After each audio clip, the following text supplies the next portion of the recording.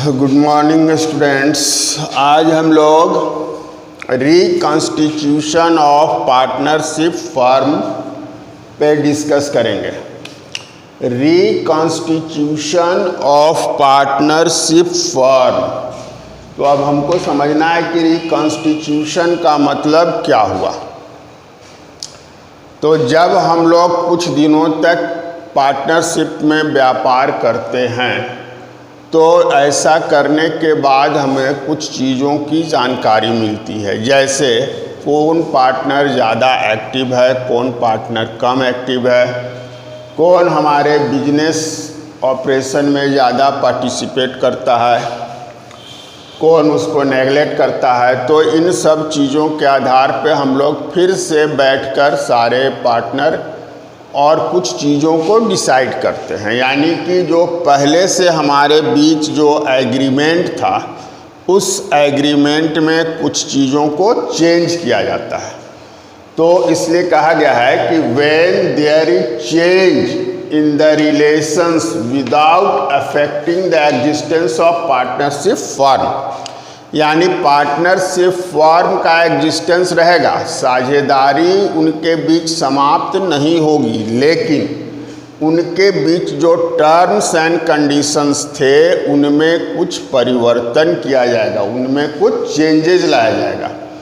तो अगर ऐसा होता है तो it is called reconstitution of partnership.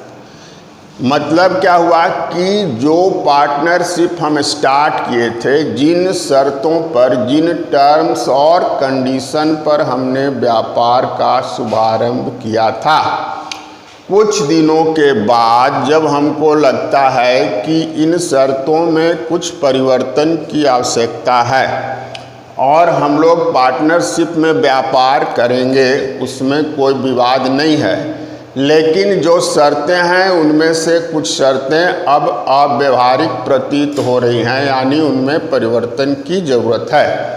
और सारे साझेदार ऐसा मिलकर जब कोई परिवर्तन लाते हैं, अपने पुराने टर्म एंड कंडीशंस को कुछ चेंज करते हैं, तो ऐसी स्थिति को हम बोलते हैं रिकॉन्स्टिट्यूशन ऑफ पार्टनरशिप।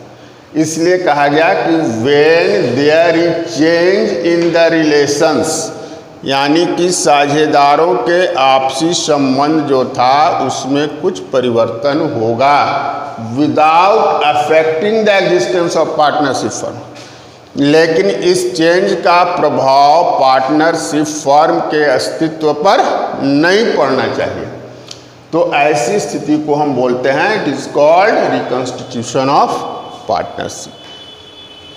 अब कौन कौन सी परिस्थितियां हैं जब हमको अपने टर्म्स कंडीशन में परिवर्तन करने की ज़रूरत पड़ सकती है, तो उसमें हमको 5 कंडीशंस देखने को मिलते हैं।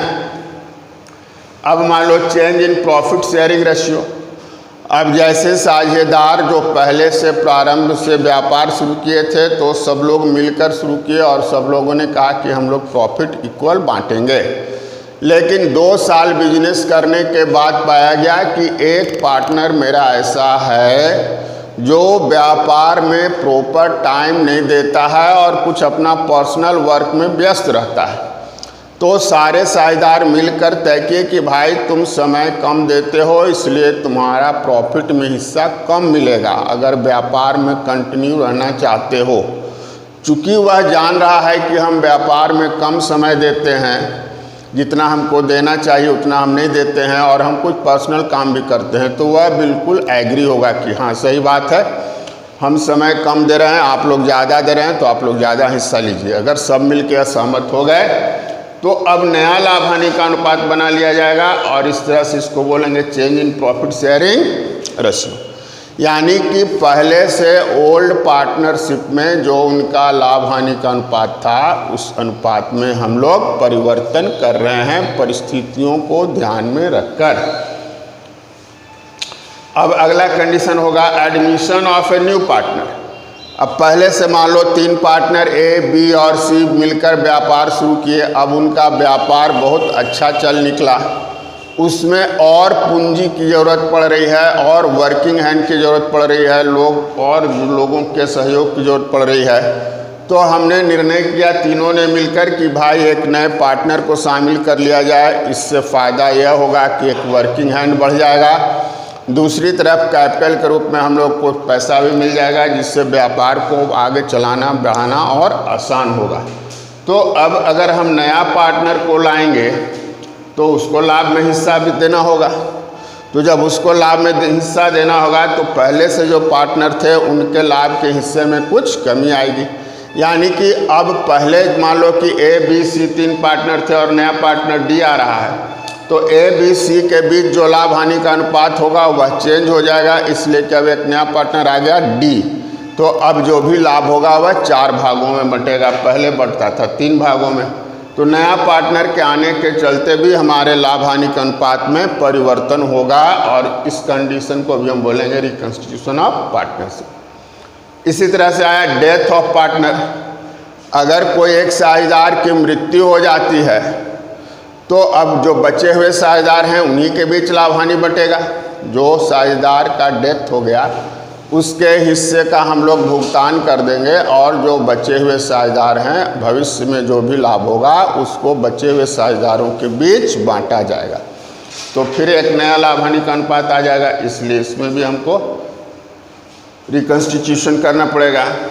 अब रिटायरमेंट, कोई एक पार्टनर अगर रिटायर हो जाता है, साझेदारी से अलग हो जाता है, तो उस कंडीशन में फिर उसके हिस्से का प्रॉफिट जो बचे हुए साझेदार हैं उन्हीं के बीच में बटेगा। तो फिर हमारा लाभ हानि का अनुपात चेंज होगा और फिर कंस्टिट्यूशन हो जाएगा।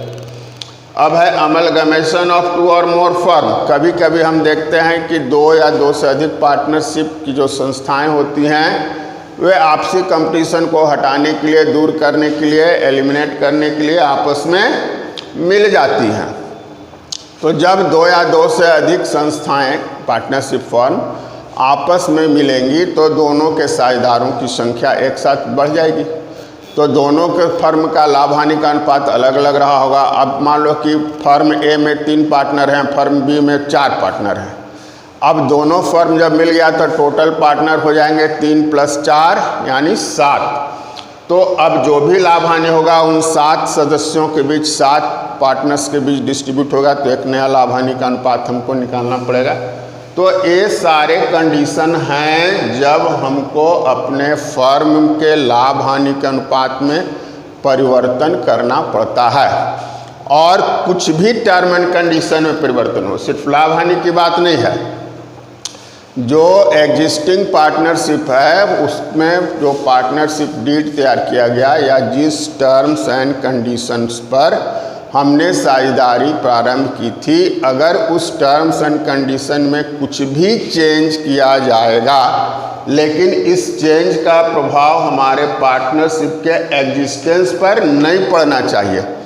तो यानी पार्टनरशिप मेरा कंटिन्यू है लेकिन टर्म एंड कंडीशंस चेंज किए जा रहे हैं, तो इस प्रक्रिया को हम लोग बोलेंगे रिकंस्टिट्यूशन ऑफ पार्टनरशिप। अब हमको इसका इम्पैक्ट समझना होगा कि क्या होगा। तो जब रिकंस्टिट्यूशन होगा और लाभ हानि के अनुपात में परिवर्तन होगा तो परिवर्तन होने का प्रभाव क्या पड़ेगा कि किसी साझेदार के लाभ के हिस्से में कुछ वृद्धि हो जाएगी, जबकि किसी दूसरे साझेदार के लाभ के हिस्से में कुछ कमी आएगी। यानी अगर एक पार्टनर का बढ़ रहा है तो किसी न किसी दूसरे का घटेगा। हो सकता है 2 का घट रहा हो, 1 का बढ़ रहा हो सकता है 1 का घट रहा हो और 2 का बढ़ रहा हो। यानी हर हाल में प्रॉफिट का जो अमाउंट है, प्रॉफिट का जो शेयरिंग रेशियो है वह चेंज जब होगा तो उनके हिस्से में कुछ परिवर्तन हो जाएगा। तो इस परिवर्तन को हम लोग को रिकॉर्ड करना है सेक्रीफाइंग और गेनिंग के रूप में। यानी जिस पार्टनर के हिस्से में कमी आएगी उसको बोलेंगे सेक्रीफाइंग पार्टनर। जिस साझेदार के लाभ के हिस्से में कमी आएगी उस पार्टनर को बोला जाएगा सेक्रीफाइंग पार्टनर। और अगर 2 पार्टनर के लाभ के हिस्से में कमी आ रही है तो उन दोनों के लाभ के हिस्से में जो कमी आएगी उस कमी के अनुपात को हम बोलेंगे सैक्रिफाइंग रेशियो। अब सैक्रिफाइंग रेशियो निकालते कैसे हैं? तो old ratio minus new ratio, यानी पुराने साझेदारी फर्म में जो उसका हिस्सा था पहले उसको लिख लेंगे और नए साझेदारी फर्म में जो इसका हिस्सा मिला फिर उसको लिखेंगे। उदाहरण के लिए पुराने साझेदारी फर्म में हिस्सा मान लो उसका था 1/2 और नए फर्म में उसका हिस्सा हो गया 1/4। तो 1/2 माइनस 1/4 कर लेंगे। 2 और 4 का एलसीएम ले लिए 4, 2 से हो गया 2, 2 4 माइनस 1 यानी 1/4। तो 1/4 क्या हुआ? सेक्रीफाई किया। जिस पार्टनर का हिस्सा पहले से 1/2 था, अब नया वाले में अगर उसको 1/4 मिल रहा है तो यह जो डिफरेंस हुआ यह उसने सेक्रीफाई किया। इसी तरह से दूसरा पार्टनर भी सेक्रीफाई करेगा। अब अगर दूसरे पार्टनर ने भी सेक्रीफाई किया और पहले पार्टनर ने भी सेक्रीफाई किया तो इसका मतलब तय है कि तीसरे पार्टनर को गेन होगा। तो यह दोनों के सेक्रीफाइंग का जो रेशियो निकालेंगे वो हो जाएगा सेक्रीफाइंग रेशियो।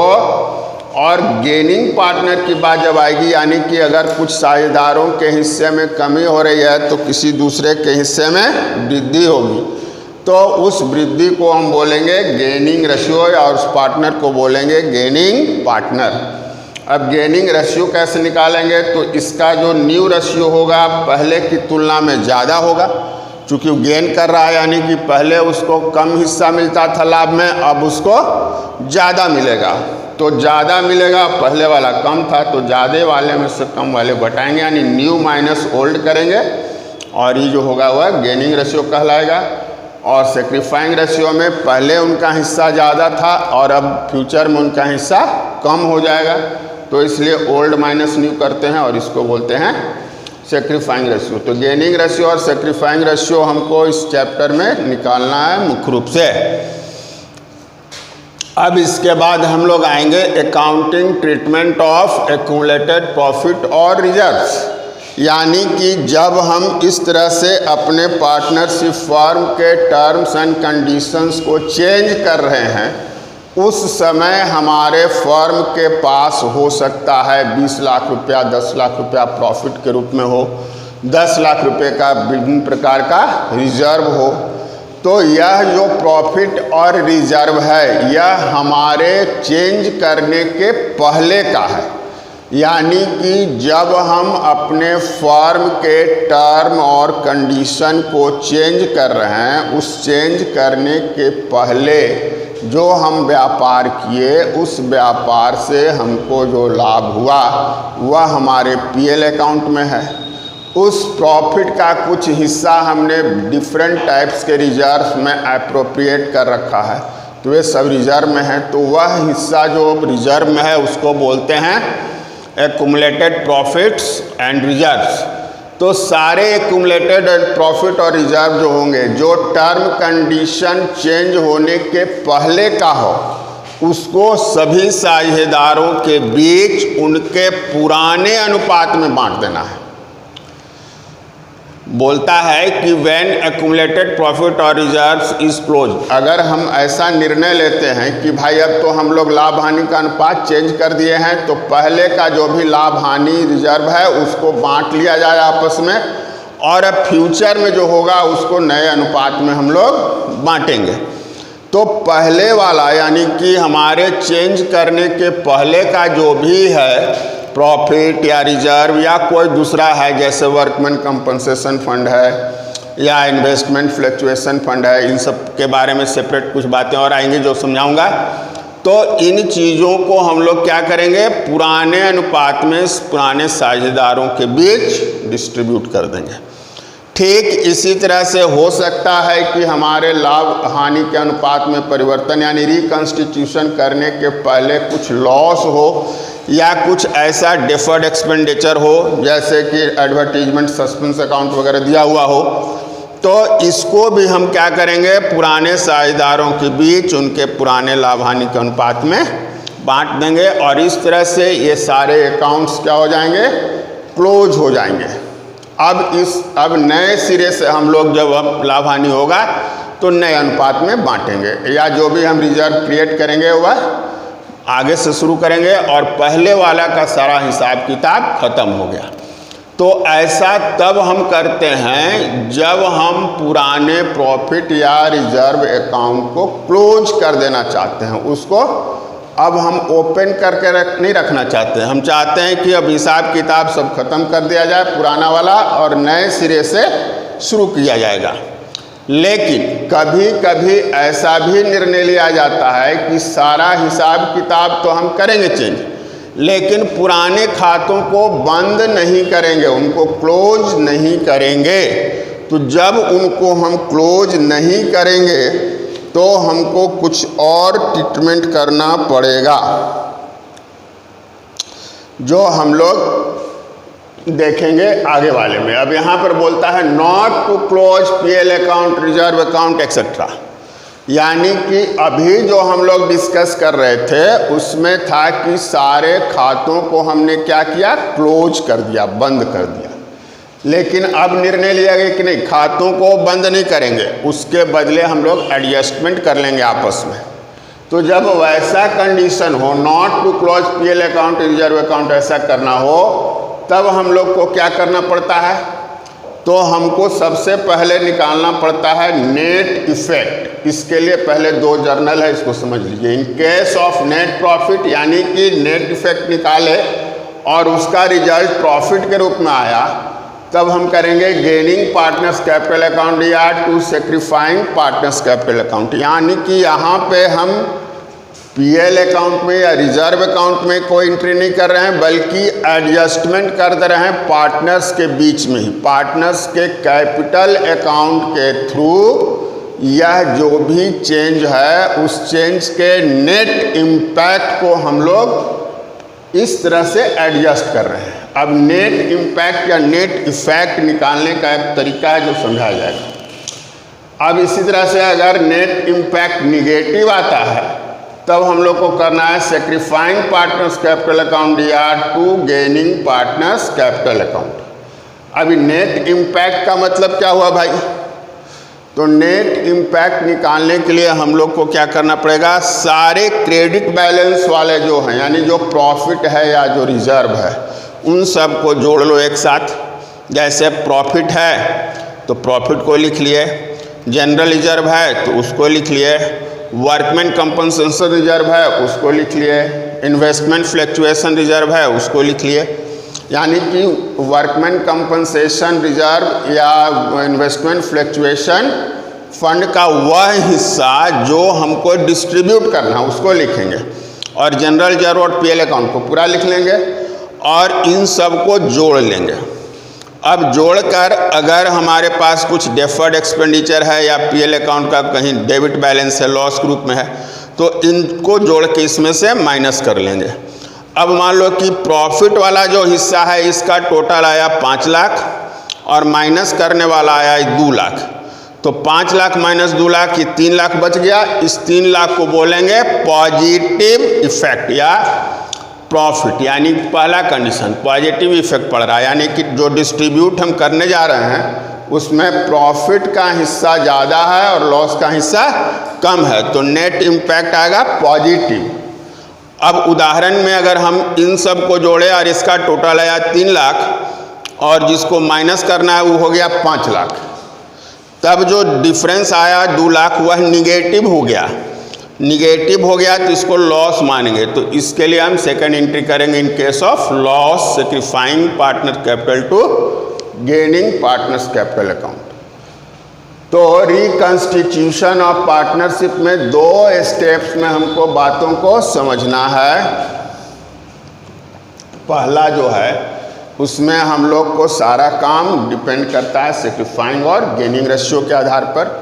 सेक्रीफाइंग एंड गेनिंग रेशियो निकालेंगे और ये जो अनडिस्ट्रीब्यूटेड प्रॉफिट या रिजर्व होता है इसका हमको ट्रीटमेंट करेंगे। इसके ट्रीटमेंट की बात भी 2 ढंग से होगी, इन खातों को बंद करके ट्रीटमेंट करना है या इन खातों को खुला रखते हुए ट्रीटमेंट करना है। अगर बंद करके ट्रीटमेंट करना है तो हम इस जर्नल के थ्रू इन खातों को क्लोज कर देंगे। जैसे पीएल अकाउंट का क्रेडिट बैलेंस होता है, उसको बंद करना है तो उसको डेबिट कर दिए। रिजर्व का क्रेडिट बैलेंस होता है, उसको बंद करना है तो डेबिट कर दिए। और भी जो एक्यूमुलेटेड प्रॉफिट या रिजर्व है, जो भी रिजर्व होगा उन सब का क्रेडिट बैलेंस होता है, उनको क्लोज करना है, इसलिए सबको हम क्या कर दिए, डेबिट कर दिए। तो ये सारे खाते क्या हो गए, बंद हो गए और इनका जो भी बैलेंस है वह पार्टनर कैपिटल या करंट अकाउंट में ट्रांसफर हो गया पुराने लाभ हानि के अनुपात में। ठीक इसी तरह से अगर लॉस है या कोई डेफर्ड एक्सपेंडिचर है तो इनका डेबिट बैलेंस होता है, इनको बंद करना है तो इनको हमको क्रेडिट करना पड़ेगा, तो हम लोग इसको क्रेडिट कर दिए और इसको हम लोग ट्रांसफ़र कर दिए पार्टनर्स कैपिटल या करंट अकाउंट में। तो खाते अगर बंद करके एडजस्ट करना है तो इस एंट्री को फॉलो करेंगे और खातों को अगर खुला रखते हुए हमको एडजस्ट करना है तब हम लोग इस एंट्री को फॉलो करेंगे। जब खातों को खुला रखकर ही हमको एडजस्ट करना होता है तो पहले हम लोग निकालते हैं नेट इफेक्ट या नेट इम्पैक्ट और उसके लिए क्या करते हैं, क्रेडिट बैलेंस वाले सारे प्रॉफिट को, रिजर्व को एक साथ ऐड कर लेते हैं। डेबिट बैलेंस वाले जो भी हमारे खर्चे हैं या हानियाँ हैं उनको हम जो ऐड करके उसमें से लेस करेंगे। अब अगर हमारा इनकम आया, नेट प्रॉफिट आया, यानी कि प्रॉफिट का हिस्सा ज़्यादा है और लॉस का हिस्सा कम है, तो नेट इम्पैक्ट को पॉजिटिव मानेंगे और इसके लिए हम लोग पहली एंट्री करेंगे। और अगर हमारा क्रेडिट बैलेंस यानी कि प्रॉफिट का हिस्सा कम है और एक्सपेंडिचर का हिस्सा ज़्यादा है तो जो डिफरेंस आएगा उसको लॉस मानेंगे, निगेटिव इम्पैक्ट मानेंगे और उसके लिए सेकंड एंट्री करेंगे। तो आज के क्वेश्चन में, आज के टॉपिक में डिस्कस इतनी बातों करनी थी। अब हम लोग कुछ क्वेश्चंस को सॉल्व करके देखेंगे कैसे काम करना है। का जो 4 टॉपिक इस पर डिस्कस किए थे उसके आधार पे 4 क्वेश्चन हम लोग डिस्कस करेंगे। सबसे पहले था गेनिंग या सेक्रीफाइंग रेशियो निकालना। तो गेनिंग या सेक्रीफाइंग रेशियो निकालने के लिए हम लोग क्या लिखे थे, old ratio minus new ratio sacrificing में और new ratio minus old ratio gaining में। तो इस पर बेस्ड एक क्वेश्चन है, बोलता है कि ABC पार्टनर है जो लाभ हानि को 3:1 के अनुपात में डिस्ट्रीब्यूट करता था। They agree to share the profit in the equal proportion with effect from 1 April 2019। तो यह जो रेशियो था इसको अभी लोग चेंज कर लेने वाला है 1 अप्रैल 2019 से और अब नया रेशियो इक्वल प्रोपोर्शन में, यानी 3 पार्टनर है तो तीनों बराबर बराबर अनुपात में बांटेगा। तो आपसे पूछा है कि कैलकुलेट सेक्रीफाइंग रेशियो और गेनिंग रेशियो। तो सबसे पहले हम लोग जितने पार्टनर होते हैं उनका नाम लिख लेंगे, ABC, तीनों का नाम लिख दिए। फिर ओल्ड रेशियो जो हमको मालूम है, जो जिस रेशियो में पहले लोग लाभ हानि बांटते थे उसको लिख लेंगे। तो पहला रेशियो था 3:1 यानी 3:1 लिख दिए। न्यू रेशियो यानी जिसमें वो लोग फ्यूचर में बांटने वाले हैं वह बोलता है कि इक्वल होगा, यानी कि 1:1:1। तो न्यू रेशियो हो गया मेरा 1:1:1। अब हम लोग क्या करेंगे कि लिखेंगे बारी बारी से ABC का नाम और यह निकालने का कोशिश करेंगे कि कौन सेक्रीफाई कर रहा है, कौन गेन कर रहा है। तो देखो A का रेशियो है 3:1 यानी 3 + 2 + 1 यानी 6 हो गया, 3/6, 3/6 ओल्ड रेशियो। B का है 2/6 और C का हो गया 1/6। तो पहले हम लोग लिख लिए सबका ओल्ड, अब इसमें से माइनस कर दो न्यू। तो 1:1:1 यानी 1/3, 1/3, 1/3, तीनों में से माइनस करो तो 3/6 - 1/3। तो जैसे हम लोग सामान्य भिन्न का घटाव घटाते थे, 6 और 3 का एलसीएम लिए 6 हो गया, 6 से 6 को डिवाइड किए 1 हो गया और 3 से 1 को मल्टीप्लाई किए तो 3 हो गया। फिर 3 से 6 को डिवाइड किए 2 टाइम्स गया, 2 × 1 किए तो हो गया 2, यानी कि 3 - 2/6 यानी 1/6।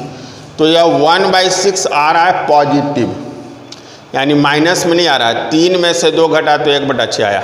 तो यह अगर पॉजिटिव आता है तो इस सेक्रीफाई कर रहा है। इसका मतलब हुआ कि पुराना वाला बड़ा था और नया वाला छोटा है। ओल्ड रेशियो ज़्यादा था और न्यू रेशियो कम है, तब आएगा पॉजिटिव। तो इसका मतलब कि जो ही पॉजिटिव आया, इसका मतलब कि वह पार्टनर सेक्रीफाई किया। तो हम लोग लिख देंगे ए सेक्रीफाइस। ए का पहले ज़्यादा हिस्सा था, अब कम हिस्सा है, इसलिए पॉजिटिव आया, इसलिए ए सेक्रीफाई किया। फिर बी का निकालेंगे तो बी का 2/6 है पुराना और 1/3 है नया। 2/6 यानी 1/3 ही हो गया, तो 1/3 माइनस 1/3 इसका 0 हो गया। तो बी न तो सेक्रीफाई किया न तो बी गेन किया। सी का आइए तो सी का ओल्ड रेशियो है 1/6, न्यू रेशियो है 1/3। 1/6 में से 1/3 घटाएंगे तो आ जाएगा -1/6। चूँकि 1 - 2/6 है, 1 - 2/6 यानी कि -1/6। तो जब माइनस में आ रहा है तो यह इस बात को शो कर रहा है कि पहले उसका हिस्सा कम था और अब उसका हिस्सा ज़्यादा है। पहले वाला कम और नया वाला ज़्यादा, तो कम में से ज़्यादा घटाएंगे तो माइनस में आएगा। यानी जब यह माइनस में आएगा तो उसको बोलेंगे गेन। यहाँ माइनस लिखने की ज़रूरत नहीं है, यहाँ पे हमको लिख देना है गेन।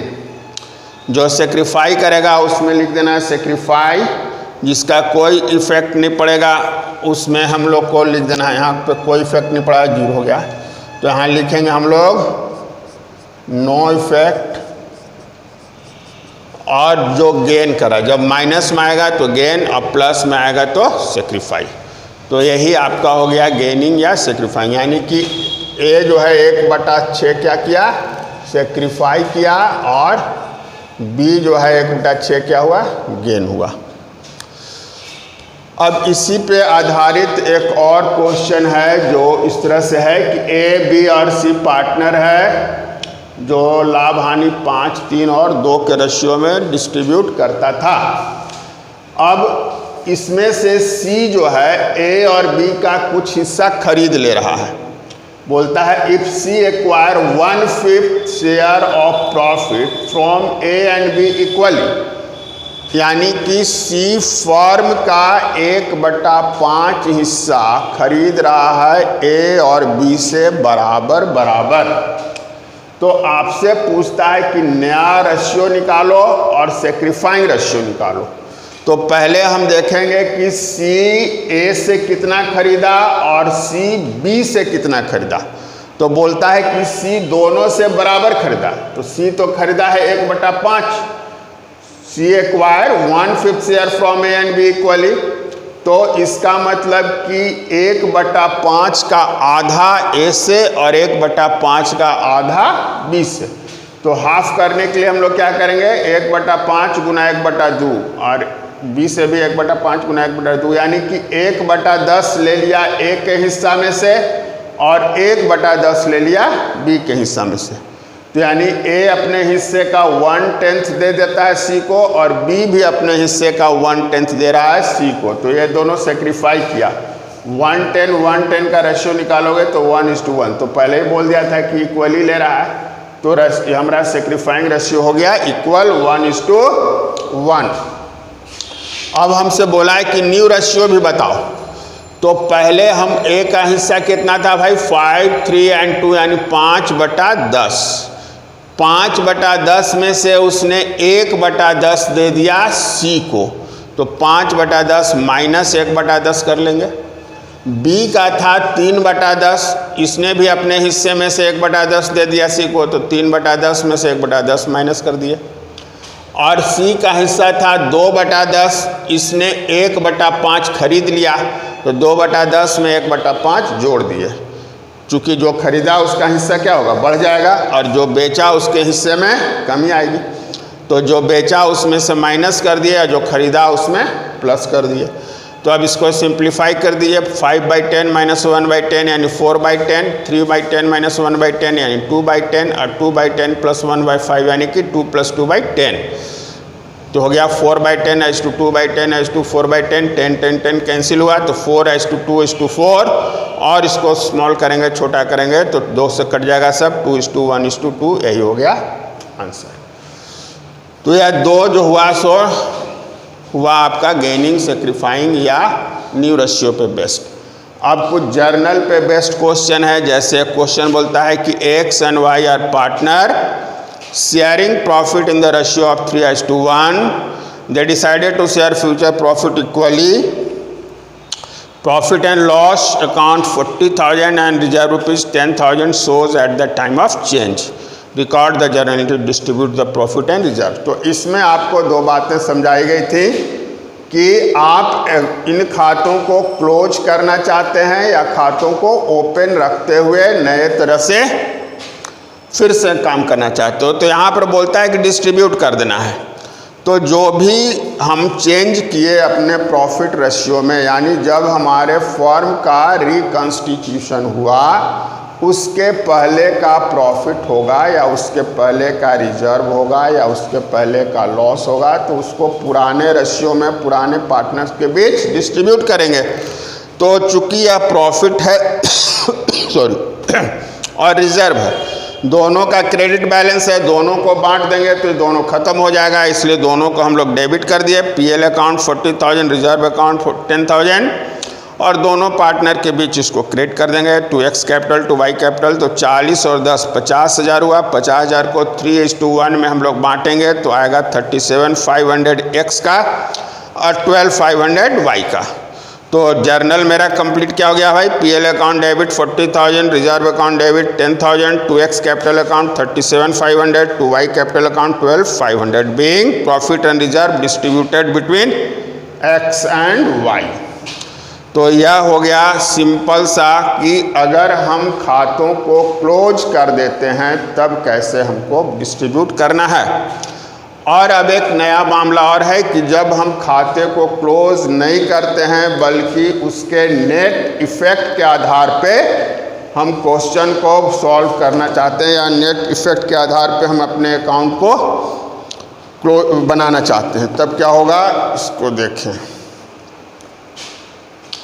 तो यहाँ पे क्वेश्चन बोला है कि X, Y and Z are partners sharing profit in the ratio of 5:3:2. They decided to share future profit in the ratio of 2, 3 and 5. They also decided to record the effect of the following without affecting their book value. यानी कि इनका impact केवल लेना है, इन खातों को close नहीं करना है। पहले वाले क्वेश्चन में क्या था भाई? खाते को क्लोज कर देना है। तो जब खाते को क्लोज नहीं करना रहता है तो हमने अभी पहले डिस्कस किया था कि हम लोग को निकालना पड़ता है नेट इफ़ेक्ट। तो हम लोग कैलकुलेट कर लेंगे नेट इफ़ेक्ट। नेट इफ़ेक्ट निकालने के लिए क्या करेंगे? क्रेडिट बैलेंस वाले यानी प्रॉफिट रिजर्व जो भी होगा उसको एक साथ जोड़ देंगे और डेबिट बैलेंस वाले को उसमें से माइनस कर देंगे। तो जनरल रिजर्व और पीएल अकाउंट दोनों क्रेडिट बैलेंस वाला है, दोनों को हम लोग जोड़ दिए 75 and 50 125,000।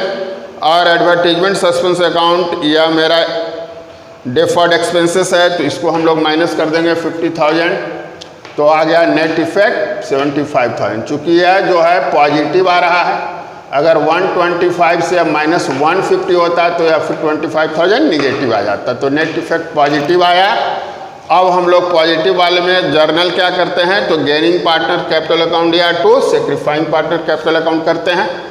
लेकिन अब हमको पता लगाना होगा कि कौन गेन कर रहा है, कौन सेक्रीफाई कर रहा है। तो हम लोग अब कैलकुलेट करेंगे सेक्रीफाइंग या गेनिंग रेशियो। तो उसके लिए वही पुराना सिस्टम हम लोग को फॉलो करना है। एक्स, वाई, जेड तीनों का नाम लिख लेंगे, ओल्ड रेशियो जो है उसको लिख लेंगे। तो ओल्ड रेशियो 5:3:2 है, 5:3:2 लिख दिए। न्यू रेशियो है 2:3:5, तो न्यू रेशियो हो गया 2:3:5। अब इसमें हम एक्स, वाई, जेड तीनों पे इम्पैक्ट देखेंगे। तो एक्स का हिस्सा है पहले 5 + 3 + 2 यानी कि 5/10, और न्यू में उसका हिस्सा होता है 2 + 3/5 यानी कि 2/10। तो ओल्ड माइनस न्यू किए तो आ गया 3/10, यानी एक्स जो है 3/10 क्या किया? सेक्रीफाई किया। चूँकि यह आ रहा है पॉजिटिव, 5 - 2/10 तो यह 3/10 क्या हो गया? पॉजिटिव आया। y का देख रहे हैं 3/10, पहले भी था 3/10, नया वाले में भी है तो इसका कोई इफेक्ट नहीं पड़ा तो इसको लिख देंगे नो इफेक्ट। z का पहले से था कितना भाई? तो 2/10 और नया वाले में है 5/10, तो न्यू माइनस ओल्ड कर दिए तो हो गया 3/10 गेन। तो z गेन कर रहा है और x सेक्रीफाई कर रहा है, जबकि y के हिस्से पे कोई प्रभाव नहीं पड़ रहा है। तो अब हम लोग निकाल देंगे इस नेट इफेक्ट जो आया था इसमें क्या हिस्सा बनता है। तो नेट इफेक्ट यानी 75,000 में 3/10 सेक्रीफाई किया तो 75,000 का 3/10 के 22,500 हो गया, यानी कि 22,500 रुपया कंपनसेट करना पड़ेगा किसको, एक्स को 22,500 मिलेगा। किसके द्वारा मिलेगा, तो जो गेन किया है, गेन कौन कर रहा है भाई, जेड, तो जेड का भी प्रोपोर्शन निकालेंगे तो उतना ही आएगा, क्योंकि जितना ही गेन कर रहा है उतना ही सेक्रीफाई कर रहा है। तो 22,500 वाई नहीं, यहाँ होना चाहिए जेड।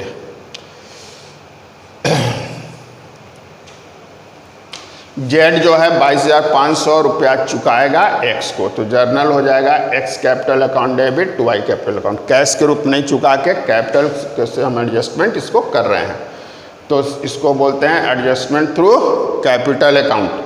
तो हम लोग कर देंगे gaining partners capital account debit to sacrificing partner capital account. अभी जर्नल में जो हम लोग लिखे थे, तो यही गेनिंग था जेड और सेक्रीफाइंग था एक्स, तो जेड टू एक्स हो गया। और इसी से आपको आगे क्वेश्चन सॉल्व करना है। आज इतना ही, थैंक यू।